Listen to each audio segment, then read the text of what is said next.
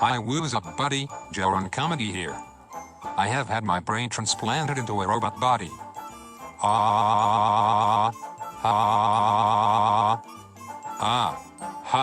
Today we are going to discuss the mac and cheese chat log.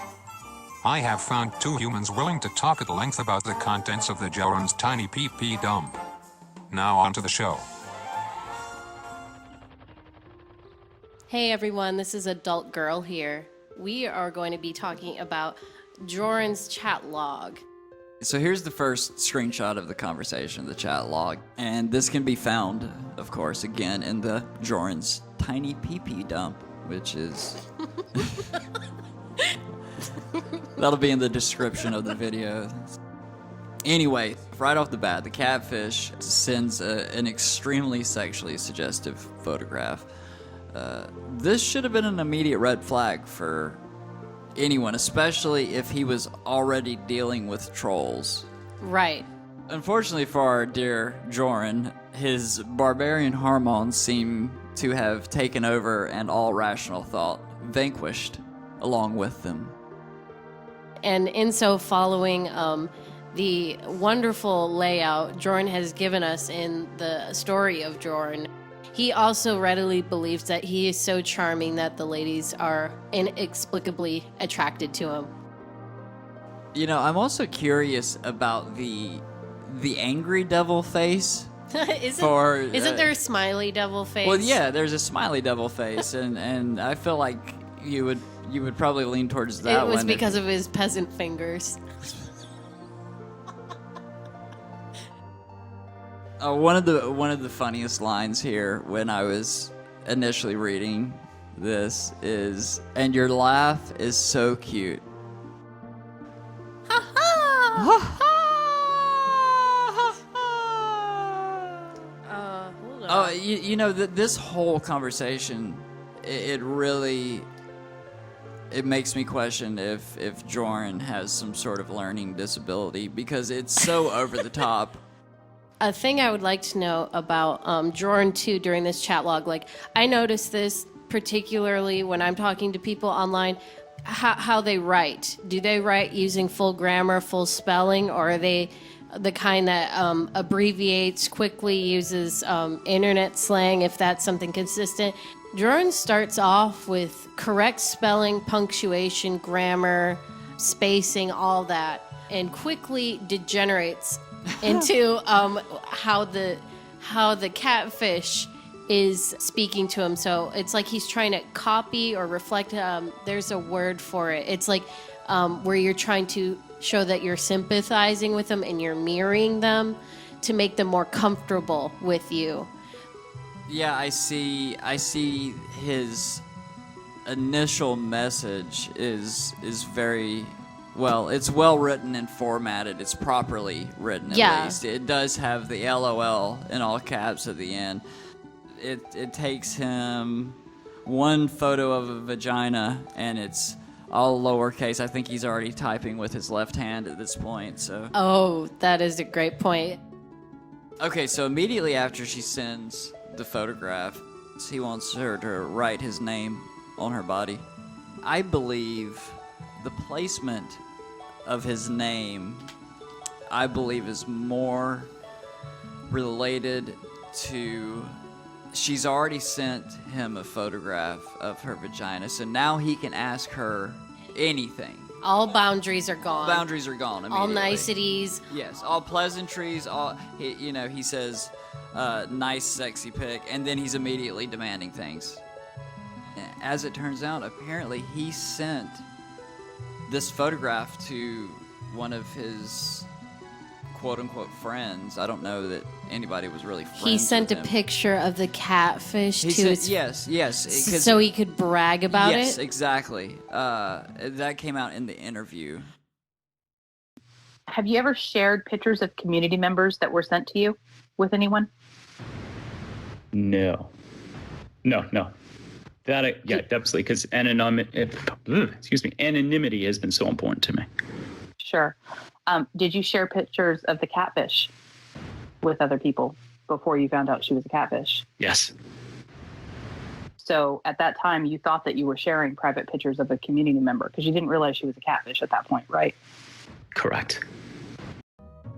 Oh my fucking God. I somehow like overlooked that, or I don't remember that. I'll have to like listen to some of that stuff again. I mean, I feel like I've listened to it 5 times already, but there's so much there that my little monkey brain cannot comprehend all at once. I have to say though, I find it hilarious that the catfish immediately responds to that belly message request with a, will you send me a message with my name on your dick? That's a great little clap back. There was another thing that I wanted to add to the previous thought. What were we talking about? Jorrun's lack of boundaries. Oh, sending the photograph of this girl to someone else. You know, if some other notable person in the community or content creator had sent him a lewd photograph, I don't think that he would have shared it. But because this girl doesn't have a channel, she's just, in his mind, quote unquote, a groupie, as he says in the call with Wes. It's like, who cares? I can just, show this person off to anybody. This private image. That is so disgusting. It's really, really gross. In the next part of the chat here, will you take a picture of your dick with my name on it? And then he says, LOL, you first. You will get it when I'm comfortable. You'll get it. You'll get it when I'm comfortable. And then, this is great. The catfish immediately responds back with a, you think I'm a fast mover. So it's already showing like how much they know how quickly he sexualizes any female advancement. I don't mean to interrupt you, it's okay. but this catfish did an incredible job. They had his number from the jump. And they didn't have to say too much either. They're very concise. They knew exactly what to do and what strings to pull to get what they wanted from this person. If that was a thought in his head that she's a troll, then why does he flirt with her? He just can't help himself. He literally cannot help himself. That is his barbarian hormones in play. I think that Jorrun is actually a sex addict who has no outlet. He's a sexless sex addict. And something that I was going to bring up later, but I might as well throw it in now. I don't know that Jorrun would be able to perform, create, and or maintain an erection without some sort of genie shit involved in the sexual liaison. What do you think? Do you think that he could do the deed without the girl dressed as a genie at this point? Because he's a biological male. Of course he would. Fair enough. And knowing now what you have educated me about, the very end of this particular screenshot, how do I know you won't share the pic? Yeah, right. Yeah, well, I have a feeling that they already knew that the photo had been shared at that point. Who was it shared with? Was it somebody else in the community? It must have, yeah. Many Syllables asks about it in the interview with Jorrun. They don't say any names, I think for the obvious reasons. It starts with, how do I know you won't share the pic? You think I'm a troll. Yes, you already sent me the pic. I think you're hot, but I just met you, and I already have attracted trolls. Where do you live?